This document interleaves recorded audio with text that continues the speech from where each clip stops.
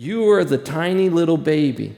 When she was hanging her clothes out in the backyard, and all at once the house caught fire, and here comes the fire engines to put it out, and the house was full of flames. You were screaming from the upstairs. No one would go in and pierce those flames. But your little mother wrapped herself up, and in there she ran through those flames, and she grabbed you. She took the clothes from off of her face and wrapped you all up in it, and put you in her arms, and placed her face to the flames.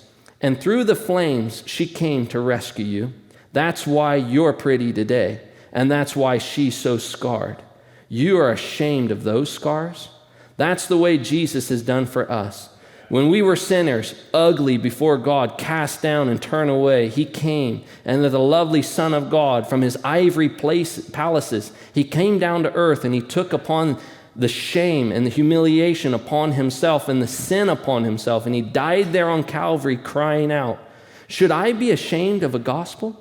Christians on the street are ashamed to stand for the gospel, but he was marred and he was made ugly so that I could be made free. And so, in considering that, I'm so glad those scars were a testament of a mother's love for a baby. She was willing to endure the scars for somebody else's sake.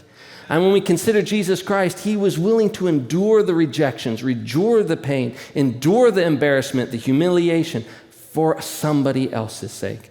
Now I think the question is coming to all of us. What are we willing to endure? Are you willing to endure the rejection? Are you willing to endure the criticism? Are you willing to endure all of these pains that you're going to have to handle for somebody else's sake?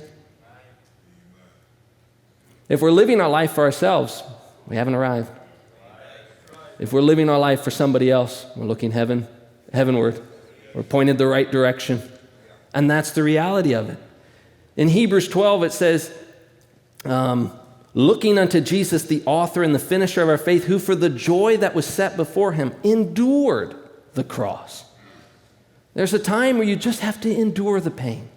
You just have to go through it. It's painful. When they ripped open that scar tissue, it's painful. But it had to be ripped open to set me right so I could walk right, act right.